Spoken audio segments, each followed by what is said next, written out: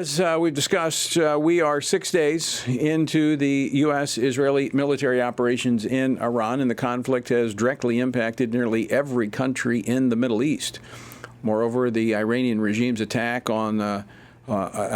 across the Gulf and wider region have drawn other countries deeper into the fray, with the UK announcing today new military deployments and the green light for American forces to use British bases for the operation.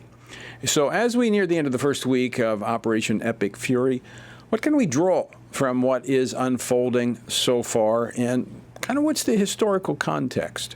Joining us now to discuss this is retired Lieutenant General Jerry Boykin, the Executive Vice President here at the Family Research Council.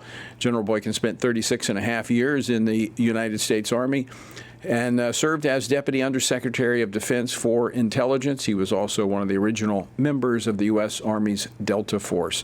General Boykin, welcome back to Washington Watch. As always, good to see you. Thank you, Tony. It's good to be with you.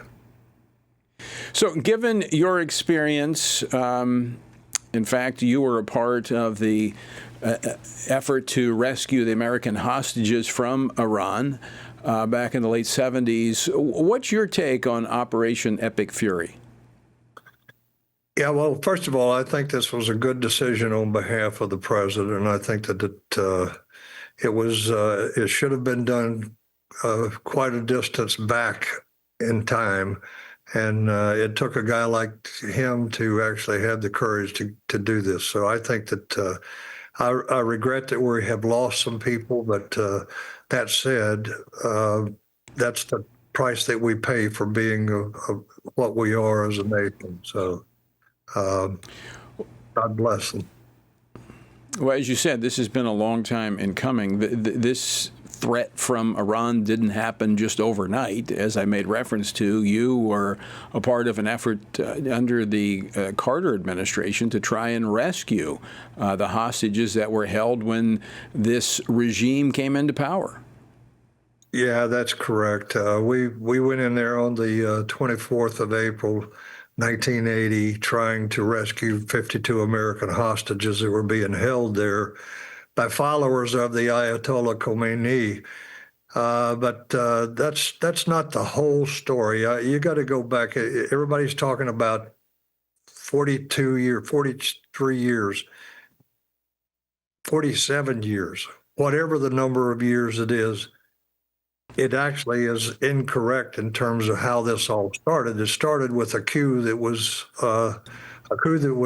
created by the CIA, and it deposed the prime minister of the country. And not too long after he left, the Grand Ayatollah left right behind him and went to Spain, or Paris, actually. And that brought the Shah to power. And the Shah was a different man. He did not believe in having a theocracy. He wanted something that was more relaxed for the people. And so he started opening things up there that were not open when it was a theocracy, and ultimately he got cancer. And by the way, during the time that we were there with them, we were watching the Soviets from Iran, and that was a very good thing that we were doing, because we could tell what they were up to better. But the Shah had to leave because he had cancer, and when he left, the revolution kind of blew out of control, and the Shah couldn't come back. And he got his family out, he got his son out, and but from that point on, it has been a series of things like supporting terrorism, like wanting nuclear weapons, like all kinds of things that we as Americans just simply could not tolerate. And when he asked for the weapons, we had a president that was, willing to sign an agreement with him that ultimately we see now they were not abiding by it to begin with, this JCPOA. So we've been at each other's throats since then. So based on your knowledge, your experience with Iran, how likely is it that this could bring down the present regime and that the people of Iran could take control of the country and we could see a normalization of relationships with Iran? Yeah, here's what some people don't talk about. They don't talk about the fact that only 61% of the people in Iran are actually Persians. The rest of them are different countries, from different places in the world, and especially the Kurds. And the Kurds are very important. And I think, first of all, they have shown no inclination to surrender. So this thing is going to go on for quite a while longer. But I will tell you that the people, if they will work at it in a deliberate way and find some leadership there that would be willing to step up and take over until they could bring in a representative government. And of course, they have somebody like that could do it. And they have actually marched in the streets saying, "Bring Reza home." And he's talking about Reza Pahlavi, which is the son of the former Shah. So I think that it's going to go on for a while. But yes, I think we're not going to quit until this regime is destroyed. I'm absolutely certain of that.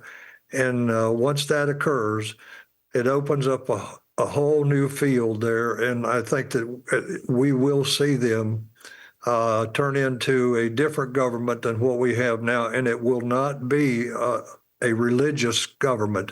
It won't be a theocracy. I think it'll be something entirely different, and it'll be more representative. It may not be what we have or the Britons have, but they'll have a different kind of gun. Final question for you, General. How significant of a reshuffling of the Middle East will this have if what you just described occurs? How does the landscape, the geopolitical landscape of the Middle East change? Yeah, it's interesting because I think you're seeing it already. When we've got these basically Muslim countries now that are being shot at by these knuckleheads there in Iran, and they're not going all out to say we're siding with the Americans and the NATO or anything like that, but that's basically what they're doing. They're not coming to their aid. They're not coming to the aid of these people in Iran. So I think we're already seeing it happen, and I think it will be better than we've ever seen it, at least in my lifetime. General Jerry Boykin, thanks so much for joining us. Always appreciate your insight. It's good to be with you, Tony. Thank you.